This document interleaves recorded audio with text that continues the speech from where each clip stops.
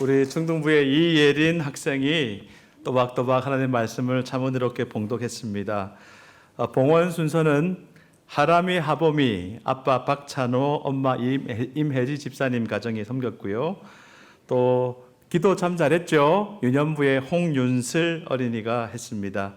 우리 수고한 우리 친구들뿐만 아니라 옆에 앉아있는 앞뒤 좌우에 있는 우리 자녀들, 정말 우리 예수님의 기쁨과 자랑입니다. 건강하게 잘 자라기를 축복하면서 우리 박수로 한번 격려하겠습니다. 제가 이렇게 보니까 휴가라서 고향에 부모님 뵙고 같이 휴가 즐기기 위해 안 보이는 분도 가정도 계신 것 같고요. 또 부모님과 함께 지나기 위해서 새롭게 이렇게 보이는 얼굴들도 있으신 것 같아요. 우리 모두 주님의 은혜 가운데 건강하게 여름 잘 보내시기 바랍니다. 캄보디아에서 사역하시다가 오늘 새벽에 귀국했는데 2부 예배 많이 오셨네요. 수고 많으셨습니다. 우리 박수로 한번 격려하겠습니다.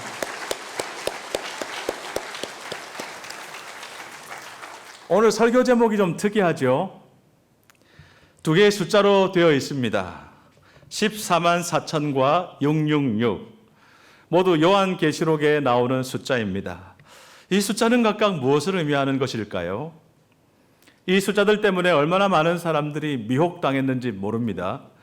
비성경적인 종말론에 사로잡혀서 공포에 떨기도 하고 이단에 많이 빠지기도 했습니다. 666은요, 요한계시록 13장에 나옵니다. 18절에 보시면 여기에 지혜가 필요합니다. 지각이 있는 사람은 그 짐승을 상징하는 숫자를 세어 보십시오.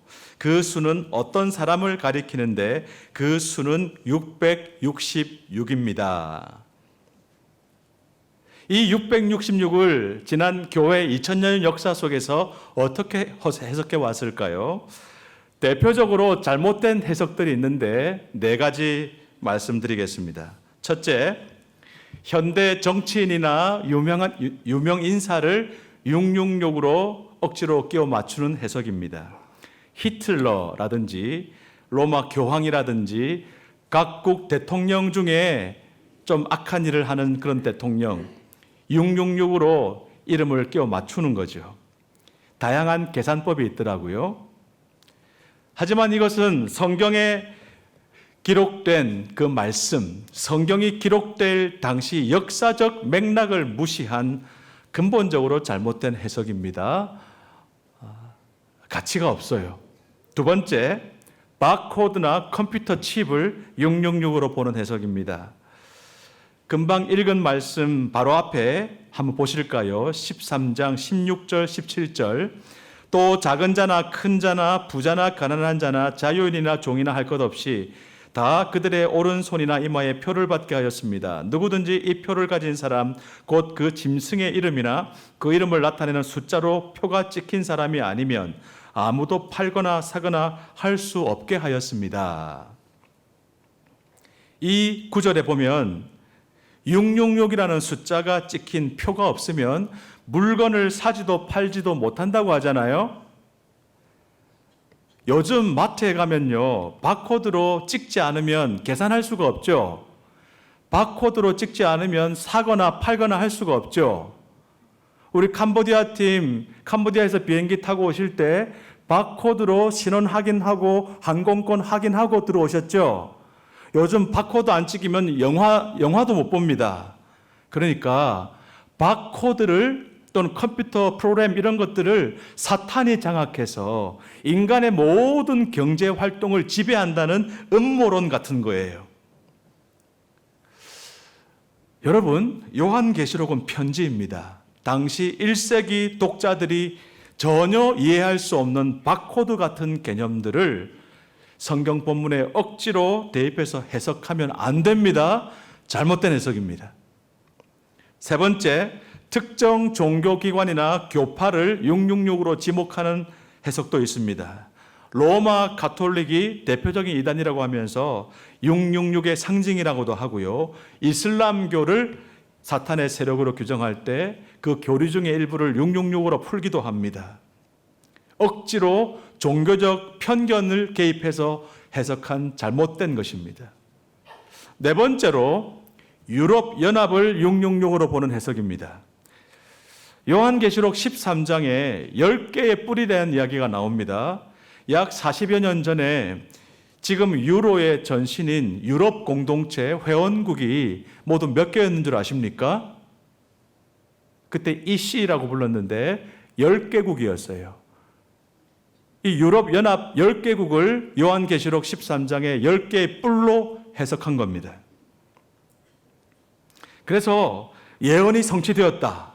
요한계시록의 예언이 성취되었다 하면서 대부분 기독교 국가였던 유럽 나라들이 다 사탄이 지배하는 세속 나라로 바뀔 것이고 전 세계가 유로를 대표하는 유럽연합을 대표하는 세상 정부의 지배를 받게 될 것이다. 교회가 핍박받게 될 것이다.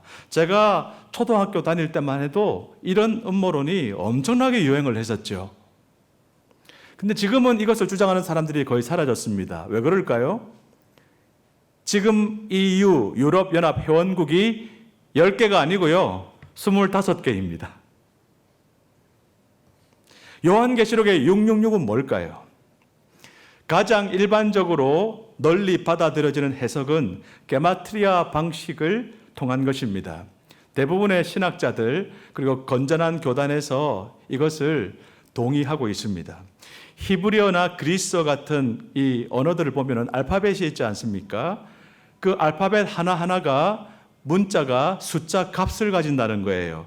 예를 들어 영어로 치면 A는 1, B는 2, C는 3, 이런 식으로 숫자가 붙어 있어요. 이걸 가지고 당시 교회를 핍박했던 로마 황제 있죠. 대표적으로 네로 황제. 네로 황제를 히브리어로 네로 카이사르라고 한다면 그 히브리어 철자를 이 게마트리아로 풀면 정확하게 666이 됩니다. 여러분, 요한계시록은 편지입니다. 당시 로마 황제의 박해를 받고 있던 1세기 교회 성도들이 이 편지를 읽었을 때 무슨 암호문 풀듯이 어렵게 되어 있지 않아요. 누구나 읽고 들으면 그런 뜻이겠구나 하는 그런 내용으로 상징들을 많이 사용했어요. 대놓고 로마 황제, 네로 황제 이럴 수가 없으니까 상징을 많이 썼는데 666은 아마도 교회를 핍박했던 로마 황제를 의미하는 것이겠구나 바로 알아챘을 겁니다. 꼭 로마 황제 한 사람이 아니더라도 당시 교회를 핍박하던 세상의 권력을 상징하기도 하고 또 로마 제국에 순응하면서 교회와 성도들을 무시하고 박해했던 세상 사람들, 하나님을 대적하던 세상 사람들 전체를 의미한다라고 볼 수도 있습니다. 화면에 보시는 이 내용, 이 내용이 요한계시록 13장에 나오는 666에 대한 가장 기본적인 상식적인 해석이에요. 이걸 기억하시고 요한계시록 내일 묵상이 끝나지 않습니까? 잘 좀 마무리하시면 좋겠습니다. 자, 이번에는 14만 4천이라는 숫자에 대해서 한번 알아볼까요? 4절 말씀을 세 번역으로 읽겠습니다. 내가 들은 바로는 도장이 찍힌 사람의 수가 14만 4천 명이었습니다.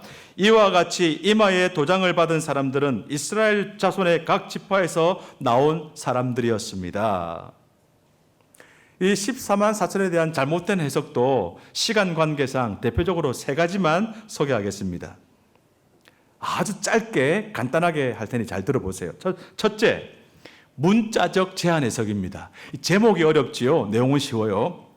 14만 4천을 문자 그대로 해석해서 오직 이 숫자만큼만 구원받아서 천국에 간다는 거예요. 여호와의 증인이라고 하는 이단에서는 14만 4천 명만이 기름 부음 받은 계급입니다. 그래서 이 14만 4천 명만 구원받아서 완전한 영생을 얻고 천국에서 영생 복락을 누리게 돼 있어요. 그러면 나머지 여호와의 증인 신도들 어떻게 됩니까? 전 세계에 얼마나 많습니까? 그들은 지상 낙원에서 영생을 누린다라고 가르쳐요. 그러니까 여호와의 증인 교리에 의하면 14만 4천 명은 완전한 구원을 얻어서 저 VIP석에서 평생 영생을 누리고 나머지는 지상 낙원에서, 이게 뭡니까? 구원의 보편성을 부정하고 계급적 구원론을 만들어내는 것 같아요. 잘못된 것입니다. 두 번째, 특정 집단 독점 해석입니다. 대표적으로 신천지가 있죠. 신천지 이단에서 이렇게 주장합니다. 교주인 이만희를 재림 예수로 보고 그를 통해서만 14만 4천 명 구원받은 백성에 포함될 수 있다. 이만희를 통하지 않고는 14만 4천 명에 들어갈 수 없다라고 가르칩니다. 요한계시록을 포함한 성경 전체를 완전 잘못 이해한 결과입니다. 여러분, 이만희야말로 요한계시록이 말하는 적그리스도의 상징과 같은 인물입니다. 하나님께서 반드시 준엄한 심판을 내리실 겁니다. 멸망할 것입니다. 여러분 중에 신천지 계십니까? 저를 쳐다보세요. 눈을 똑바로 맞추시기 바랍니다. 여러분 중에 신천지 계시면 자수하여 광명을 찾으십시오. 다음 달 예수님 영접 모임에 꼭 오시기 바랍니다. 그리고 9월 첫째 주부터 개강되는 생명의 삶에 오셔서 참된 복음을 들어보시기 바랍니다. 세 번째, 특정 민족 중심 해석이 있죠. 일부 극단적 세대주의자들이 주장하는 바인데 내용이 좀 복잡한데 아주 간단하게 말하면 14만 4천 명 안에는 유대인들만 포함된다는 거예요. 유대인들이 예수님을 못 박아 죽이고 교회를 핍박하고 했지만 결국은 하나님의 택한 백성 이스라엘 유대인들이 구원받아 14만 4천 명 천국 백성을 이루게 될 것이다. 극단적 세대주의자들의 해석입니다. 이것은 구원받은 하나님 나라 백성들, 예수 그리스도를 믿고 구원받은 하나님 나라 백성 공동체인 교회를 무시하는 아주 비성경적인 해석입니다. 여러분, 이러한 잘못된 해석들이 공통점이 있어요. 상징을 문자 그대로 해석한다는 겁니다. 그러다 보니 특정 집단만이 구원받는다라고 잘못 주장하게 됩니다. 그래서 이단이 되는 겁니다. 그럼 14만 4천을 어떻게 해석해야 될까요? 초등학생도 이건 쉽게 알 수 있어요. 오늘 본문만 몇 번만 읽어도 금방 알 수 있어요. 9절, 10절을 다 같이 한번 읽어보겠습니다. 그 뒤에 내가 보니 아무도 그 수를 셀 수 없을 만큼 큰 무리가 있었습니다.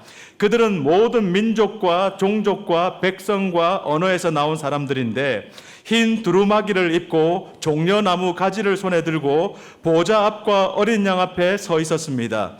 그들은 큰 소리로 구원은 보좌에 앉아 계신 우리 하나님과 어린 양의 것입니다 하고 외쳤습니다. 무슨 장면입니까? 하나님 나라의 구원이 완성되었을 때 하나님 나라에서 예배하는 장면이에요. 아무도 셀 수 없는 많은 사람들이 하나님께 예배 드릴 때 구원하심이 보좌에 앉으신 우리 하나님과 어린 양께 있도다 하고 영광스럽게 예배하고 있는 장면이죠. 근데 보세요. 유대인만 있는 거 아니죠? 모든 민족, 모든 종족, 온 세상 모든 나라에서 모인 사람들이 다 함께 예배드리고 있습니다. 이들의 공통점이 뭡니까? 어린 양 예수 그리스도의 보혈로 구원받은 사람들입니다. 자, 그런데 이 내용 바로 앞에 오늘 본문 4절부터 8절을 보세요. 뭐가 나옵니까? 14만 4천 명 이야기가 나오죠. 이스라엘 각 지파마다 12,000명씩 모두 12지파. 여러분 12지파 12 곱하기 12,000 하면 얼마입니까? 14만 4천 명. 그 얘기를 하고 있죠. 그리고 바로 금방 읽은 9절 10절 보세요. 이 14만 4천 명이 9절에 나오는 아무도 능히 셀 수 없는 큰 무리와 같은 사람이에요. 같은 사람들이에요. 그렇죠? 무슨 말입니까? 이게 핵심이에요. 아, 14만 4천은 상징이구나. 대번에 알았죠. 소아시아 7교회 요한계시록의 수신자 당시 성도들은 대번에 알았어요. 14만 4천 명만 구원받는 게 아니고 이건 상징이구나. 정말 이 세상 모든 구원받은 사람들을 다 포함하는 상징적인 수가 우리 12지파를 이용해서 14만 4천이라고 표현한 것이구나. 이걸 깨닫게 된 겁니다. 이걸 우리 신학자들이 조금 알기 쉽게 이렇게 정리했어요. 한번 들어보시겠습니까? 12 곱하기 12 곱하기 1000은 14만 4천입니다. 근데 12는 구약시대의 하나님 나라 백성들을 의미합니다. 12지파로 대변되는. 그 다음 12는 신약교회, 신약시대 하나님 나라 백성들을 의미하는데 예수님의 12제자를 통해서 교회가 세워졌죠. 교회 의미합니다. 그러면 1000은 뭐냐? 지금 정육면체를 한번 떠올려 보세요. 가로 10, 세로 10, 높이 10, 10 곱하기 10 곱하기 10. 이것은 아주 완전한 공동체의 무한한 무수히 많음을 상징적으로 나타내는 표현인 거예요. 그래서 구약과 신약 전 시대를 통틀어서 예수 그리스도를 나의 구주와 주님으로 믿고 구원받은 하나님 나라 백성 공동체, 이것을 14만 4천 명으로 표현한 것입니다. 구원은 누구에게나 열려 있다는 말이죠. 예수님을 믿는 사람이라면 누구든지 다 구원을 받습니다. 고진하 목사님이라는 분이 계신데 이분이 시를 여러 편 지은 분인데 시 제목에 이런 시가 있어요. 천국에는 아라비아 숫자가 없다. 천국에는 아라비아 숫자가 없다. 신천지와 같이 구원받는 사람을 14만 4천 명 또는 특정 숫자로 정해놓고 그 안에 포함되어야만, 그 안에 들어와야만 천국 갈 수 있다고 가르치는 류의 종교는 볼 것도 없이 전부 이단 사이비 엉터리 종교들입니다. 여러분 기억하십시오. 앞으로 어떤 전도를 받든지 어떤 종교단체를 경험하든지 구원받기 위해서 특정 숫자를 말하고 그 안에 포함되어야만 구원받는다. 100% 다 가짜입니다. 사입입니다. 천국은요, 하나, 둘 이렇게 세워가지고 어떤 자격시험 봐가지고요, 커트라인이 있고 성적순으로 뭔가를 정하는 그런 세계가 전혀 아닙니다. 아라비아 숫자는요, 사람들을 줄을 세우잖아요.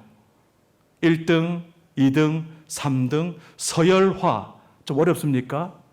아라비아 숫자는 사상 사람들을 인격으로 다루지 않고 양으로 봅니다. 계량화. 제가 중학교 다닐 때요, 중간고사, 기말고사 이렇게 1년에 2번씩, 4번 쳤잖아요. 근데 매달 또 모의고사를 쳤어요. 모의고사를 치고 나면 우리 자리가 바뀌었습니다. 저희 반에 60명 정원이었는데 1등부터 10등까지 운동장 창가 쪽 1분단, 제일 앞에 1등, 제일 뒤에 10등, 그 다음 2분단에 11등부터 20등, 그리고 51등부터 60등은 저 복도 쪽에 햇볕도 잘 안 들어오는 거기 제일 끝에 6분단. 그러면 딱 선생님 들어와서 보면 알아요. 1등이 누구며 39등이 누구며 60등이 누군지. 참 자리가 뒤로 밀릴 때마다 우리 아이들은 모멸감에 치를 떨었습니다. 지금은 도저히 상상조차 할 수 없는 일이지만은 그때는 그 폭력적인 현실 앞에서 그냥 그러려니 하고 순응했던 것 같습니다. 여러분, 만약에 천국이 이와 같다면, 천국도 성적순이라면 그곳이 과연 천국입니까?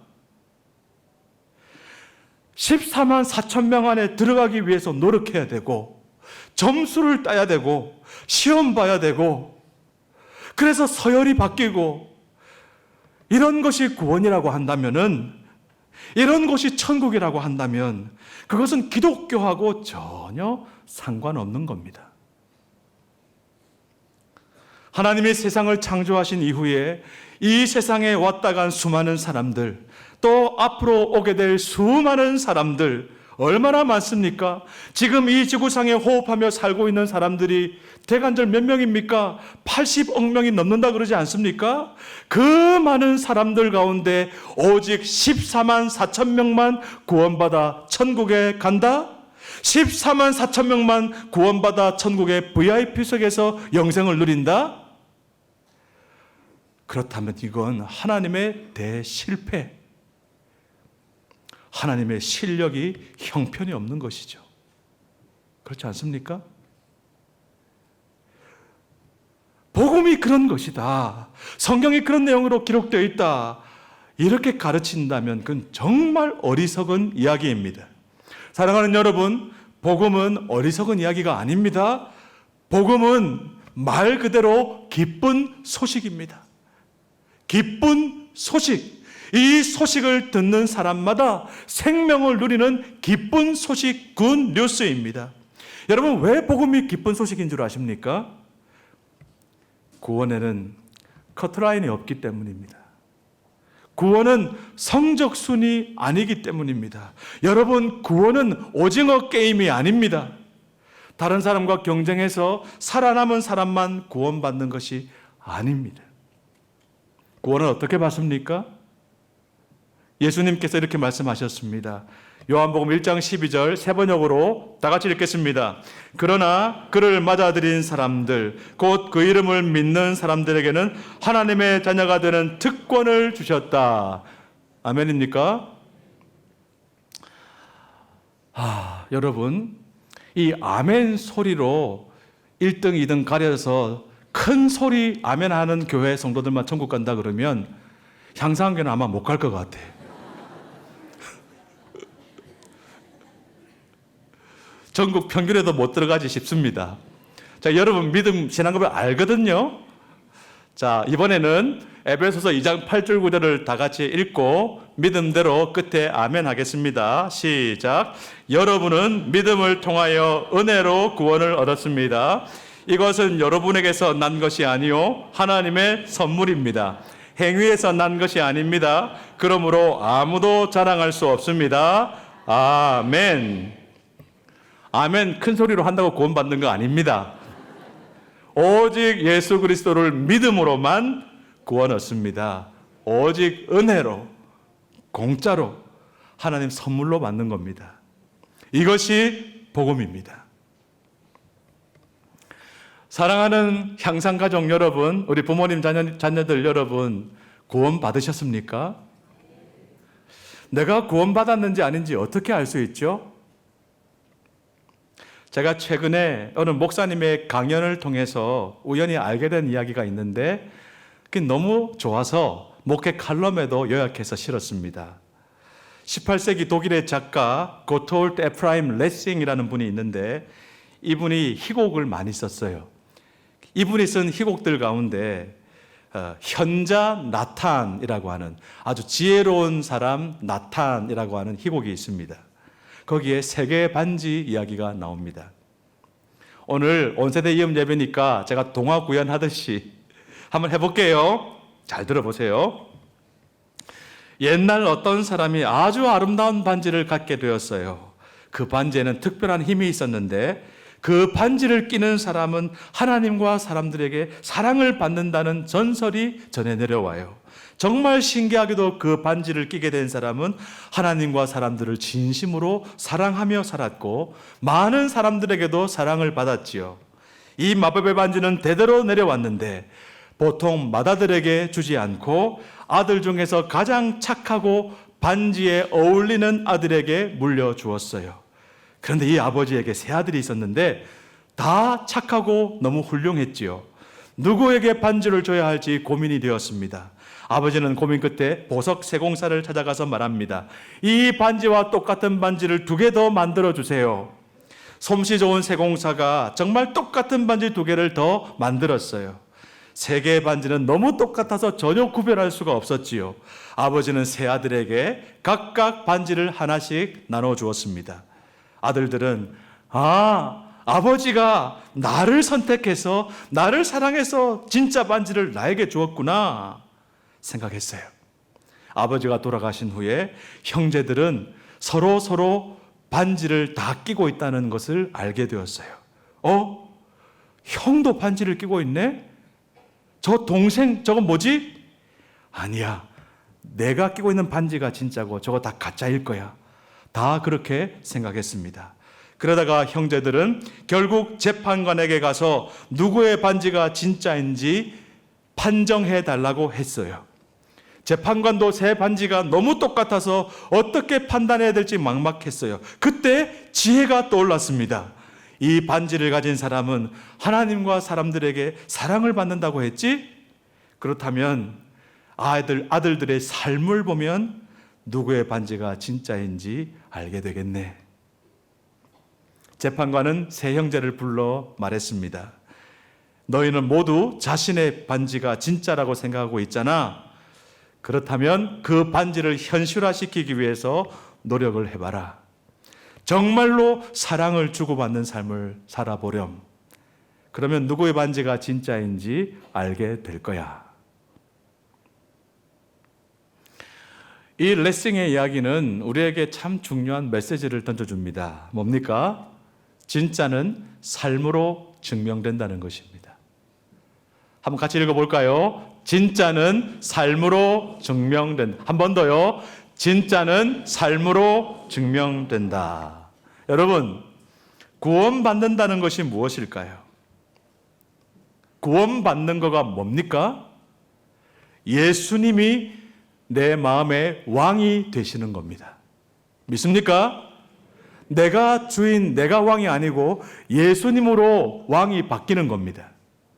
내가 원하는 대로 사는 것이 아니라 예수님이 원하시는 대로 사는 것이 구원의 실체입니다. 예수님이 내 마음에 들어오시면 놀라운 일이 일어납니다. 먼저 내가 변해요. 욕심이 줄어듭니다. 친구들을 더 사랑하게 돼요. 그러면 내 주변 사람들도 더 행복해집니다. 슬퍼하던 친구들이 웃게 돼요. 마음이 아팠던 친구들이 기뻐합니다. 나쁜 마음을 가졌던 친구가 나 때문에 착한 마음을 가지게 되고요. 거짓말을 막 하던 친구가 나를 보면서 정직한 사람으로 변해가요. 이런 변화가 나의 친구들에게도 생기고 그리고 나에게도 생기고 그러면 나는 확실히 구원받은 사람이다 라고 확신해도 좋아요. 사랑하는 여러분, 나는 구원받았어. 나는 지금 죽어도 천국 갈 거야 라고 말하면서도 여전히 욕심 많고 친구들에게 못되게 구는 사람들이 간혹 있지요. 자기는 절대 손해보지 않으려 하고 다른 사람은 무시하고 상처를 주는 사람들이 교회 안에도 여전히 많습니다. 하지만 정말로 예수님을 믿는 사람들은 달라져야 합니다. 내 옆에 있는 이웃이, 우리 친구가, 우리 반 아이가 소중한 사람으로 느껴져야 돼요. 우리 아빠 엄마들 직장에 일하러 가서 옆자리에 앉아있는 직원들, 팀원들, 소중한 사람이구나 느껴져야 합니다. 내가 이 사람 사랑해야지. 내가 우리 친구 도와줘야지. 물 한 잔도 따뜻하게 나눠 먹어야지. 이렇게 마음이 들 때, 그리고 행동하게 될 때, 그 사람은 진짜로 구원받은 사람이라고 확신해도 좋습니다. 말씀을 맺습니다. 요즘 너무 덥죠? 시원한 아이스크림, 팥빙수 한 그릇, 우리 어른들 아이스 커피 시원한 한 잔, 거기에다가 우리 예수님의 사랑을 한번 담아서 이번 한 주간에 나눠보면 어떨까요? 별말 하지 않아도 좋아요.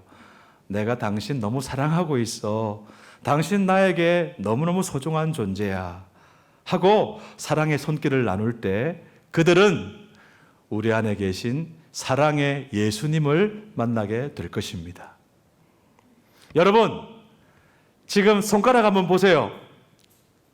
다 같이 한번 보세요.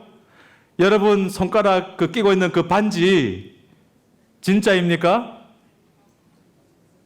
기도하겠습니다.